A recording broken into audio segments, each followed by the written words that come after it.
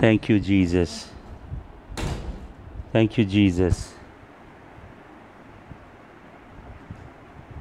Thank you, Jesus. Hallelujah. Thank you, Jesus. Hallelujah. Praise the name of the Lord.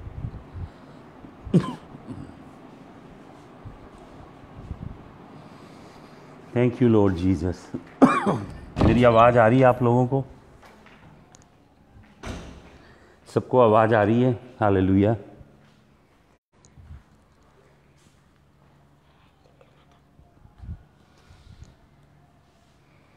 Thank you, Jesus.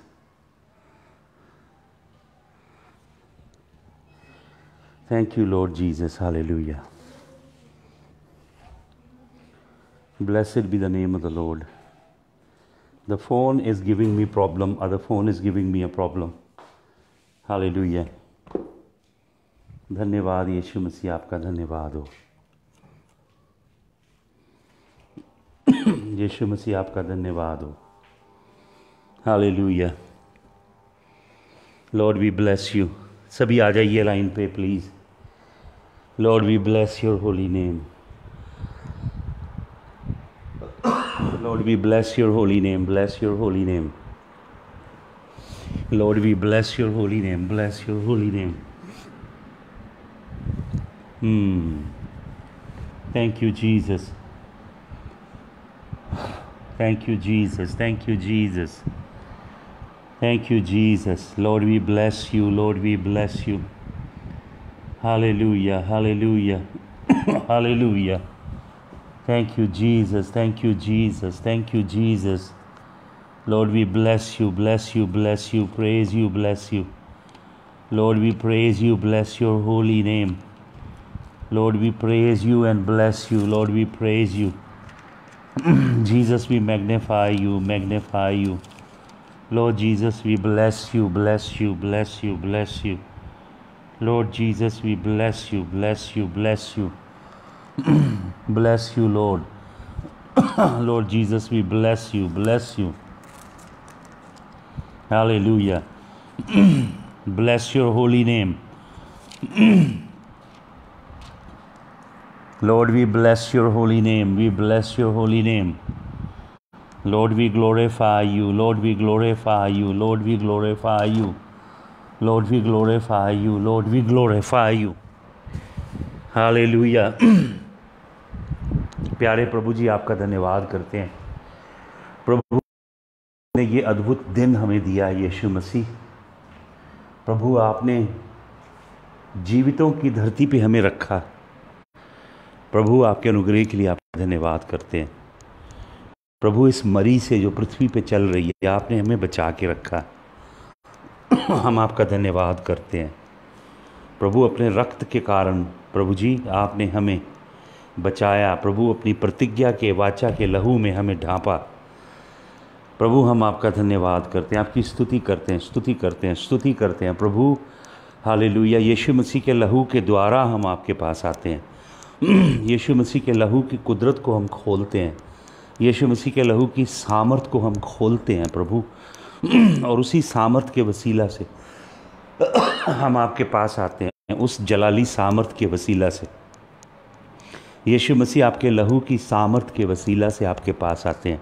Hallelujah. इब्रानियों की पत्री 4 अध्याय के 16 वचन में लिखा है, let us come before the throne of grace, hallelujah, through the shed blood of the Lord Jesus Christ, hallelujah. यीशु मसीह के बहुमूल्य लहू के द्वारा. इब्रानियाँ 4:16 मैं पढ़ रहा हूँ आपके लिए. Let us therefore come boldly unto the throne of grace, that we may obtain mercy and find grace to help in time of need. Hallelujah. इब्रानियों की पत्री लिखने वाला कहता है, for therefore there is a new and a living way paved for us. क्योंकि जीविता मार्ग तैयार हुआ है.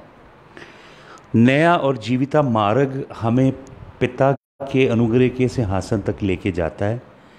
और ये नया मार्ग है, जीविता मार्ग है, ये लिविंग वे है। किसी जैसे आप रोड पे चलते, सड़क पे चलते हो, किसी बुलेवार्ड पे, किसी एवेन्यू पे जाते हो, तो वो सड़क जिंदा नहीं है।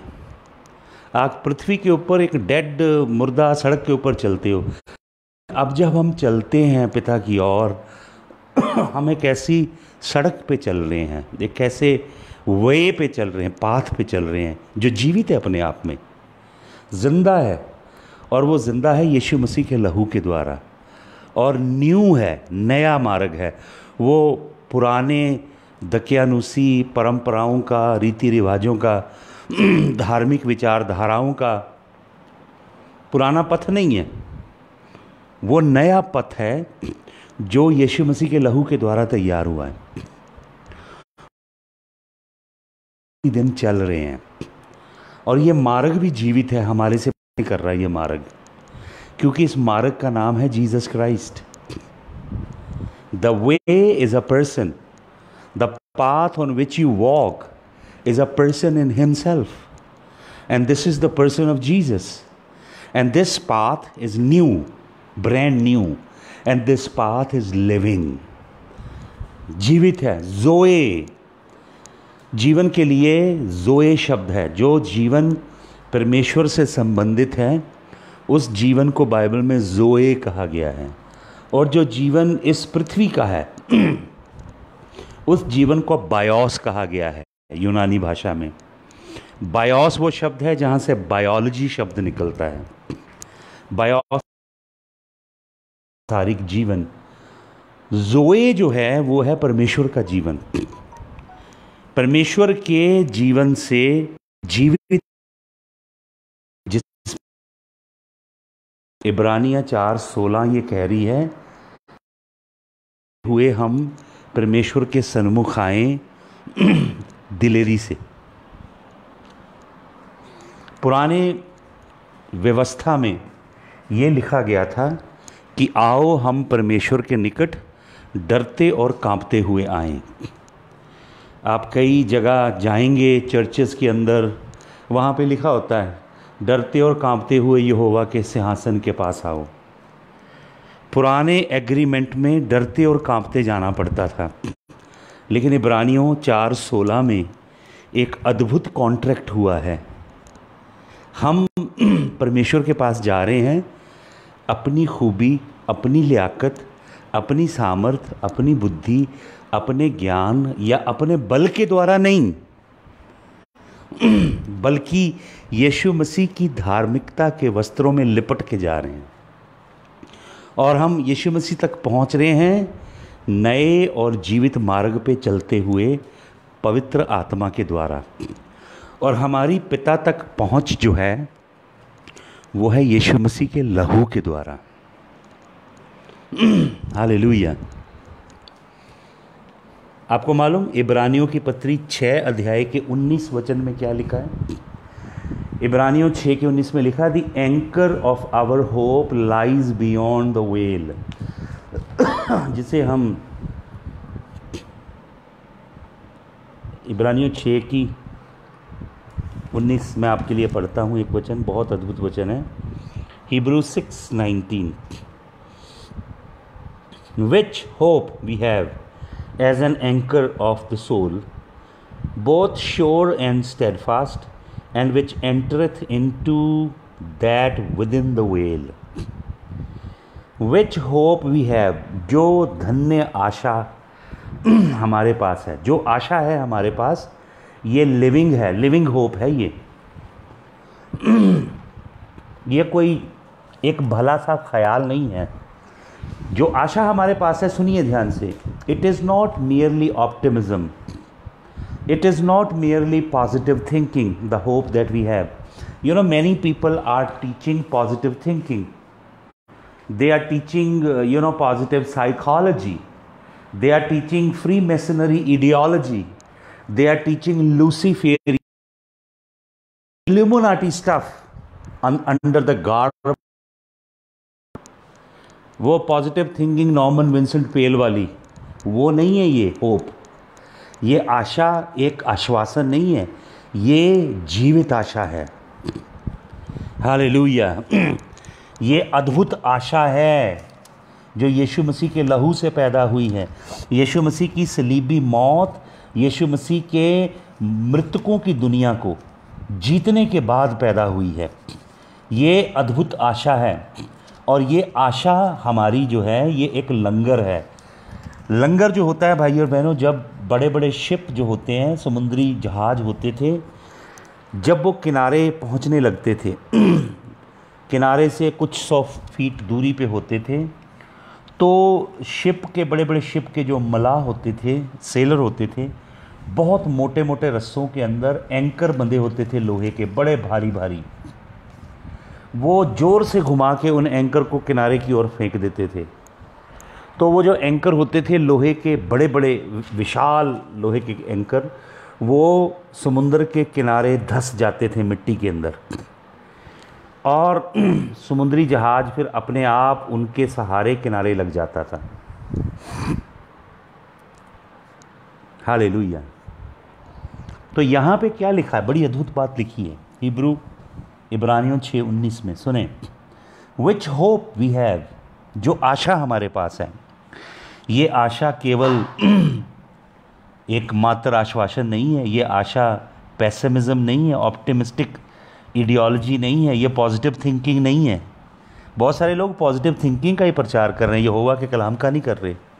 ये कोई साइकोलॉजिकल होप नहीं है, ये जीवित आशा है। Which hope we have as an anchor of the soul. ये हमारी आशा हमारी जान का लंगर है। जिस तरह समुद्री जहाज किनारे लगने से पहले वो जो लंगर है वो किनारे लगता है, अगर लंगर किनारे में धंस जाए जाके तो समुद्री जहाज अपने आप किनारे लग जाता है। इस तरह हमारी आशा का लंगर हमारे स्वर्ग जाने से पहले स्वर्ग पहुंच चुका है। आपकी आशा का एक लंगर है, और ये आपकी जान का एंकर है, आत्मा का नहीं है, जान का। क्यों? क्योंकि आपकी जान का अभी तक उद्धार नहीं हुआ है। याकूब की पत्री 1 अध्याय का 21 वचन पढ़ लें। वहाँ लिखा है, सारा गंद मंद, lay aside all superfluity and naughtiness of sin, and with great meekness receive the ingrafted word of God, which is able to save your souls. परमेश्वर के जीवित कलाम को, ग्राफ्टेड कलाम को, जो अंदर रोपा गया है, उसे दीनता से ग्रहण करो, जो तुम्हारी जानों को बचा सकता है। परमेश्वर ने हमारी आत्मा को बचाया है, और नया जन्म हमारी आत्मा का हुआ है। पवित्र आत्मा हमारी आत्मा के अंदर आके वास कर रहा है। पुरानी बातें बीत गई, देखो वो सब नहीं होगी, वो आत्मा में हुई हैं। प्रेरित पौलुस हमारी मुक्ति के 3 पहलू बताता है। प्रेरित पौलुस बताता है, हम बचाए गए हैं, हम बचाए जा रहे हैं रोज रोज, और हम बचाए जाएंगे। We have been saved, we are being saved, and we shall be saved. These are 3 aspects of a salvation. These are 3 components of a salvation. We are saved, that is called justification. We have been justified by the blood of Christ. Now we have peace with God. We were far away from God. We were aliens to the commonwealth of Israel. We were strangers. But God, who is rich in mercy, love and kindness, He has demolished the middle wall of partition in the blood of Jesus, in the very body of Jesus Christ. We who were far away, we have been brought nigh through the blood. हम जो दूर थे, परमेश्वर के अनुग्रह, परमेश्वर की कृपा से रहित, से वंचित थे, अंधेरे में ही नहीं थे, स्वयं में अंधेरा थे, यीशु मसीह की क्रूस के लहू के द्वारा हम परमेश्वर के निकट लाए गए। We have been justified. हम जिसे हिंदी में कहते धर्मी ठहराए गए। फिर दूसरी बात हम बचाए जा रहे हैं, वो है हमारी जान की मुक्ति। पहली है हमारी आत्मा की मुक्ति, वो मुकम्मल हो गई। अब डेली हमारी जान की मुक्ति हो रही है, जिसे हम कहते हैं सैंक्टिफिकेशन, पवित्रताई, शुद्धता। प्रतिदिन हम प्रभु के अंदर बढ़ते जा रहे हैं और प्रतिदिन हमारी जान की मुक्ति हो रही है, हमारा माइंड रिन्यू हो रहा है। यीशु मसीह जैसे विचार हमारे विचार, Romans chapter number 12 verses 1 to 3 में जो लिखा है, be ye not conformed any more according to the pattern of the world but be ye renewed by the renewal of your mind. तुम्हारे मन में नए होते जाएं। और फिर लिखा है अपनी देहों को जीविता, मन भावता, पवित्र बलिदान करके परमेश्वर को चढ़ाएं। तो हमारी जान की मुक्ति रोज रोज हो रही है और हमारी देह की मुक्ति होगी जब यीशु मसीह आएगा, हमें जलाली शरीर मिलेगा। तो ये 3 पहलू हैं हमारी नजात के। तो हमारी जान का जो लंगर है वो कहाँ गिरा हुआ है? जाके इब्रानियों 6:19 पढ़िए। Which hope we have as an anchor of the soul, both sure and steadfast, which entereth into within the veil. Hallelujah. जो पर्दे के पार गिर गया है जाके। पर्दे के पार क्या है? ऐद का संदूक है और यहोवा परमेश्वर की हजूरी है। वहाँ आपकी जान का लंगर है। हालेलुया। उस जान के लंगर के सहारे आप, वो जो रस्सा है जान की लंगर का, उसको पकड़ के आप जाते हो कहाँ पे? अति पवित्र स्थान में, जहाँ पे ऐद का संदूक है, जहाँ पे यहोवा पिता की हजूरी है। मैंने एक कहानी पढ़ी बहुत साल पहले। एक बुज़ुर्ग अपने पोते को लेके गया और उन्होंने कहा चलो बेटा हम खुले ग्राउंड में पतंग उड़ाते हैं। तो बुज़ुर्ग बहुत ज़बरदस्त पतंग उड़ाते थे, उनका पोता भी। तो उन्होंने बहुत ज़्यादा वो ले लिया, उड़ाने वाला धागा, पतंग लिया और बहुत बड़ी चरखी थी वो जिसके ऊपर धागा लिपटा होता है। तो बुज़ुर्गों ने पतंग को उड़ाया, ऊपर किया और अपने पोते के हाथ में दिया और वो डोर देते रहे, ढील देते रहे। पतंग बहुत ऊंचा उड़ गया, इतना ऊंचा उड़ गया कि जो क्लाउड थे, लो लेवल के जो क्लाउड होते हैं, छोटे निचली सतह के जो बादल होते हैं, उन बादलों के पार चला गया पतंग और वो बादलों के अंदर छिप गया। अब पतंग दिखाई नहीं दे रहा है, बादलों के बीच में से धागा ही दिख रहा है, पतंग ऊपर निकल गया। तो दादाजी अपने पोते से मजाक करते हैं, कहते हैं बेटा वो बादलों के पीछे चोर हैं, उन्होंने तुम्हारा पतंग चोरी कर लिया है। ओहो हो, तुम्हारा पतंग तो चोरी हो गया है। तो बार बार अपने पोते को चिढ़ाते हैं। तो पोता अपने दादाजी से क्या कहता है? पोता कहता है दादाजी नहीं नहीं नहीं दादाजी, मेरा पतंग चोरी नहीं हुआ, मेरा पतंग है, मुझे दिखाई नहीं दे रहा लेकिन है। तो दादाजी पूछते हैं तुझे कैसे मालूम? तुझे पतंग तेरा दिखाई तो दे नहीं रहा, तो बादल हैं, बादलों के बीच में से तेरा डोर जा रही है। तो पोता अपने दादाजी से कहता है दादाजी मुझे मेरा पतंग दिखाई तो नहीं दे रहा, but I can feel the tug. मैं उसकी पकड़ को, खींच को डोर के ऊपर महसूस कर रहा हूँ। पतंग की जो पकड़ है, टग है, वो मेरी डोर पे महसूस हो रही है। हालेलुया। ये है आपकी जान का लंगर। आपको दिख नहीं रहा है कुछ भी, आप विश्वास से चल रहे हो, लेकिन जो जान का लंगर आपका अंदर गिरा हुआ, उसकी टग आपको फील हो रही है। कई बार आपको दिखाई नहीं देता आपकी प्रार्थना का उत्तर आता हुआ, आपको दिखाई नहीं देती ब्रेक थ्रू जिसकी परमेश्वर ने प्रतिज्ञा की है। आपको लगता नहीं आपकी परिस्थितियाँ, आपके हालात बदल रहे हैं, लेकिन आपके हृदय के अंदर एक अद्भुत किस्म की आशा होती है, एक अद्भुत किस्म की भरपूरी होती है, एक गहरा एहसास होता है। चाहे परिस्थितियाँ कितनी भी बुरी क्यों ना हो, चाहे हालात कितने भी बुरे क्यों ना हो, but you feel the tug inside, you sense the tug on the inside that God is working, he is working, you are feeling that strength on the inside. तो ये जान का लंगर आपको मालूम पर्दे के पार गिरा है। अब मैं कुछ अद्भुत बातें आपको बताने जा रहा हूँ, उससे पहले हम प्रार्थना करें। Father, open up your word. Lord, may your word speak to your people. Lord, may your word open the eyes of your people. May your word find honorable, hungry, thirsty, yearning and receptive place in the hearts of your people. And may your word be honored, Lord. I pray that your Holy Spirit will drive this message home to the hearts of your people. For I sprinkle the blood of the Lamb over every word that I will speak. And there will be no disturbance, Lord, whatsoever. For your glory, Father, in Jesus' name. Amen. Hallelujah. The Lord bless you. मैं चाहता हूँ आप निकालिए मत्ती रचित सुसमाचार, Matthew's 27।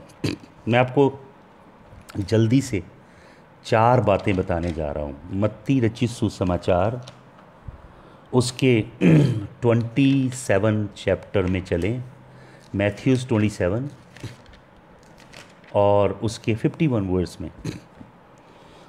ये बहुत गहरा अध्ययन है, मतलब it is study of hours and hours about Jesus dying on the cross of Calvary. राजाओं का राजा क्रूस पे है। मैं बताता हूँ आपको, इसका 51 वर्स पढ़ें। ये पहले 50 पढ़ देता हूँ, मत्ती 27 का 50 पढ़ता हूँ। Jesus when he had cried Again with a loud voice yielded up the ghost. यीशु मसीह जोर से चिल्लाया और यूहन्ना लिखता है उसने कहा पूरा हुआ।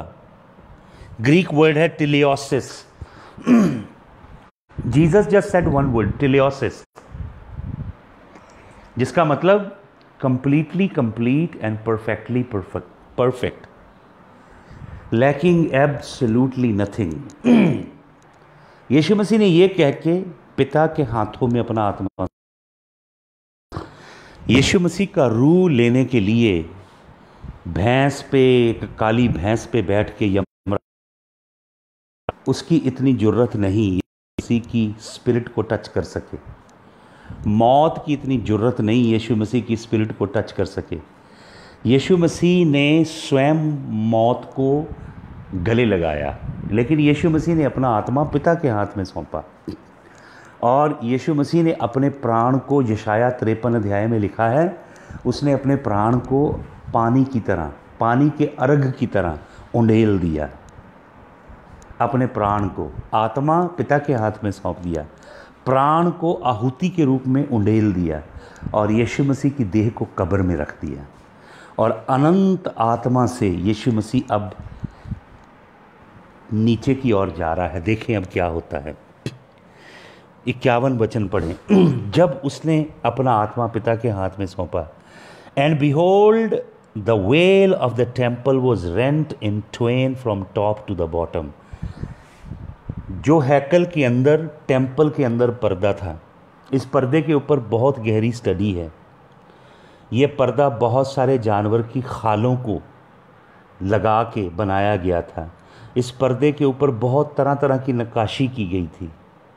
इसके अंदर एम्ब्रॉयडरी की गई थी, सोने की तारों की, हाथी के दांतों की, पॉमीग्रेनेट बने हुए थे और एलमंड बने हुए थे, बहुत कुछ था।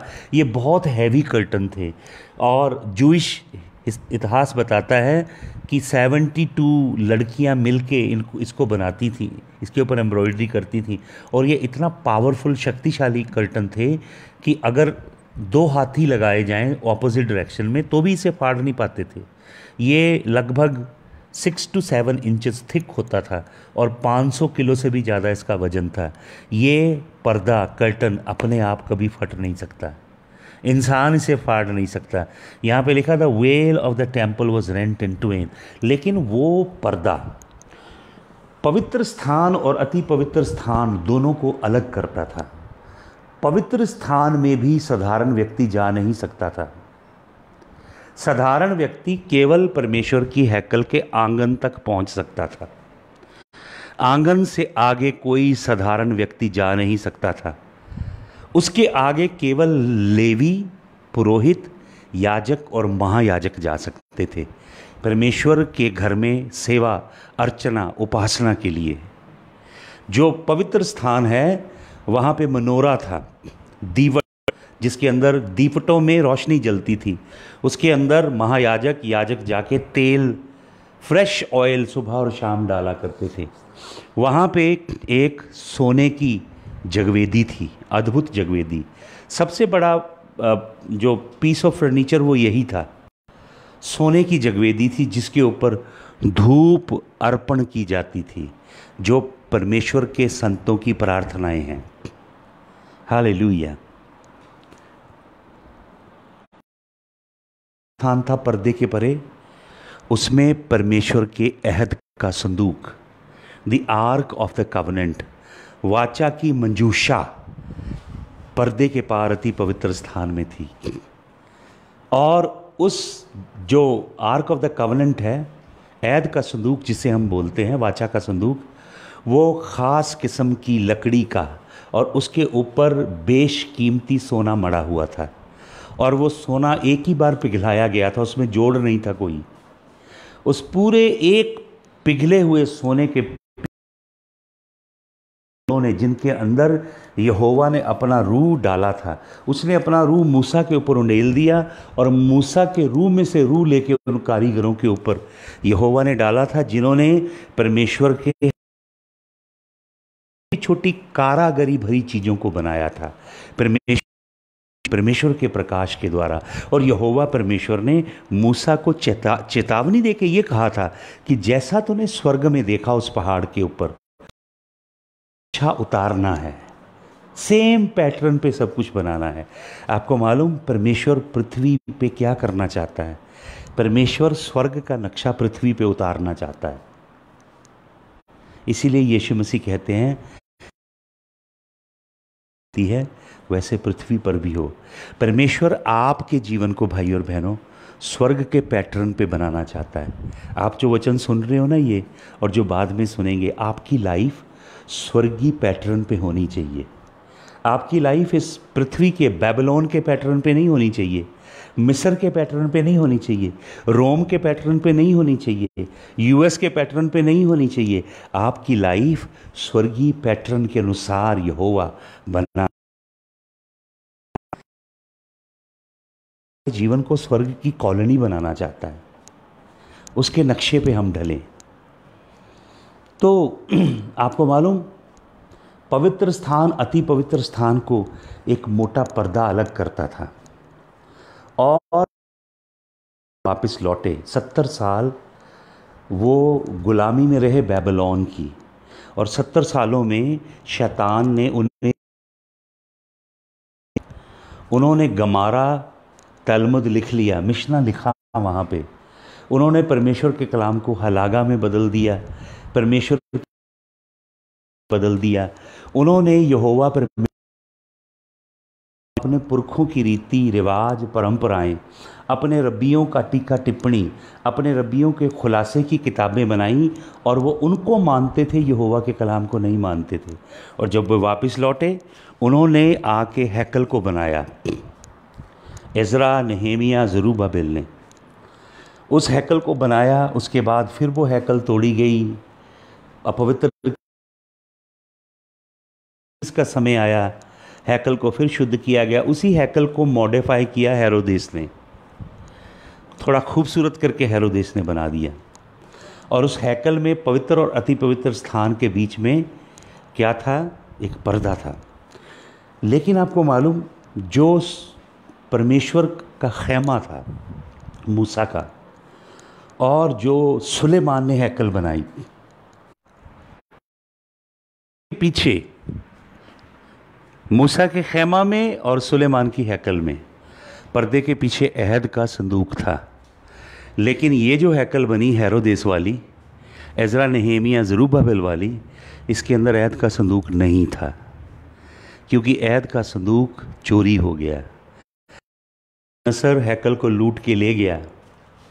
586 में 586 के अंदर सब कुछ बर्बाद हो गया। तो अब हैकल के अंदर अहद का संदूक नहीं है। लेकिन मैंने आपको बताया हज्जई नबी भविष्यवाणी करता है, लोग रो रहे हैं जब सेकंड टेंपल बनी, प्री एक्जिलिक टेंपल, एजरा नेहेमिया ज़रूब्बाबेल के समय वाली हैकल के सामने ये हैकल कुछ भी नहीं थी। तो सेकंड चैप्टर हज्जाई नबी की पुस्तक पढ़ें,